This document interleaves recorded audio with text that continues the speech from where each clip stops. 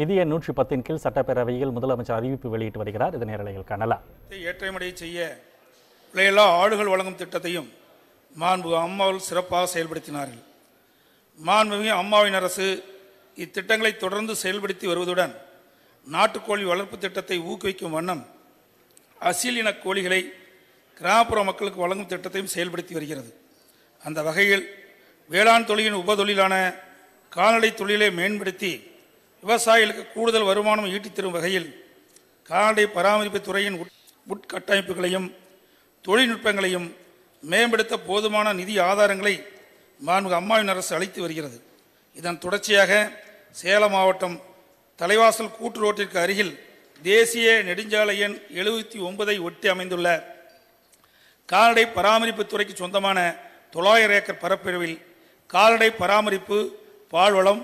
மற்றும் மீன்வள நடைமுறைகள் மற்றும் தொழில்நுட்பங்களை உள்ளடக்கிய உலகத்தரம் வாய்ந்த ஆசியாவிலேயே பெரிய ஒருங்கிணைந்த பல்துறை பல்நோக்குடன் கூடிய நவீன கால்நடை பூங்கா ஒன்று சுமார் 396 கோடி ரூபாய் மதிப்பீட்டில் நிறுவப்படும் என்பதை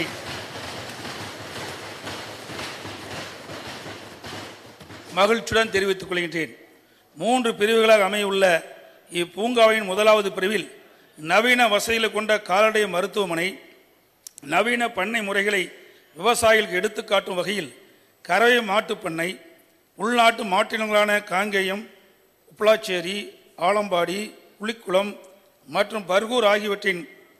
பாதுகாப்பு மற்றும் இனப்பெருக்க பண்ணை, செம்மறி மற்றும் வெள்ளாட்டின் பண்ணை, பன்றிகள், கோழியின பிரிவுகள் மற்றும் நாட்டின நாய் இனங்களான ராஜபாளையம், சிப்பிப்பாறை, கோம்பை, கன்னி ஆகியவற்றுக்கான இனப்பெருக்க பிரிவுகளை கொண்ட கால்நடை பண்ணை வளாகம் அமைக்கவும், 2ஆம் பிரிவில் பால், இறைச்சி, மீன் மற்றும் முட்டை போன்ற உணவுப் பொருட்களை பாதுகாத்து பதப்படுத்தவும், அவற்றிலிருந்து பல்வேறு உபபொருட்கள் மதிப்பு கூட்டிய பொருட்களை தயார் செய்யவும், அவற்றை சந்தைப்படுத்த வசதி ஏற்படுத்தவும், 3வது பிரிவில் பயிற்சி, விரிவாக்கம், கல்வி, ஆராய்ச்சி மற்றும் தொழில் முனைவோருக்கான பயிலரங்கத்துடன் பல்வேறு அம்சங்கள் கொண்ட வளாகம் அமைக்கும்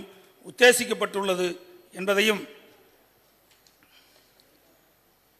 இந்த நவீன பூங்கா தமிழகத்தில் கால்நடை அறிவியல் பல்கலைக்கழகத்தில் படிக்கின்ற அனைத்து மாணவர்களுக்கும் பயிற்சி மேற்கொள்ளவும், உலக நாடில் உள்ள கால்நடை மருத்துவம் படிக்கின்ற மாணவர்களுக்கும் அங்கே வந்து ஆராய்ச்சி மேற்கொள்ளவும் நவீன வசதிகள் ஏற்படுத்தப்பட்டுள்ளது என்பதை பெருமையுடன் தெரிவித்துக் கொள்கின்றேன். உலகத்தரம் வாய்ந்த இவ்வளாகம்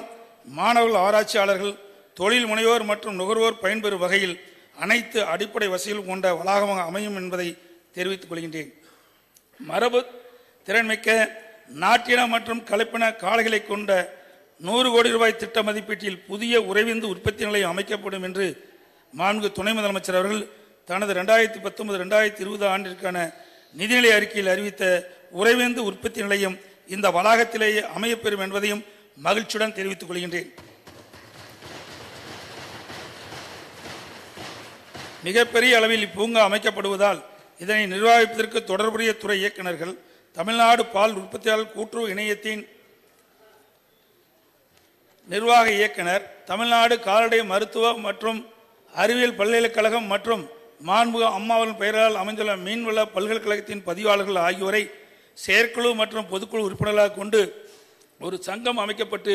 பதிவு செய்யப்படும். இத்திட்டத்தை ஒருங்கிணைந்து சிறப்பாக செயல்படுத்திட கால்நடை பராமரிப்பு கூடுதல் இயக்குனர் பதவி உருவாக்கப்படும். மேலும் சம்பந்தப்பட்ட துறையிலிருந்து பொறுப்பு அலுவலர்கள் நியமிக்கப்பட்டு தினசரி நிர்வாக பணிகள் மேற்கொள்ளப்படும் என்பதை இம்மாமன்றத்தில் மகிழ்ச்சியுடன் தெரிவித்துக் கொள்கின்றேன். மாண்புமிகு பேரவைத் தலைவர்களே, நாகப்பட்டினம் மாவட்டம் வடக்கு பொய்கை நல்லூர் கிராமத்தைச் சேர்ந்த திரு காத்தலிங்கம் என்பவர் மின்கம்பம் நடும் பணிக்கு அவ்வழியே சென்று கொண்டிருந்து திரு மாரிமுத்து என்பவரின் மகன் திரு சரவணன் என்பவரை அழைத்து அப்பணியினை மேற்கொண்டிருந்த போது எதிர்பாராத விதமாக மின்சாரம் தாக்கியதில் திரு சரவணன் சம்பவ இடத்திலே உயிரிழந்தார் என்ற செய்தி அறிந்து நான் மிகவும் வேதனை அடைகின்றேன். மின்சாரம் தாக்கி உயிரிழந்த திரு சரவணன் அவர்களின் குடும்பத்திற்கு எனது ஆழ்ந்த இரங்கலையும் அனுதாபத்தையும் தெரிவித்துக் கொள்வதோடு, இந்த துயர சம்பவத்தில் உயிரிழந்த திரு சரவணன் அவர்கள் குடும்ப நிலையை கருத்தில் கொண்டு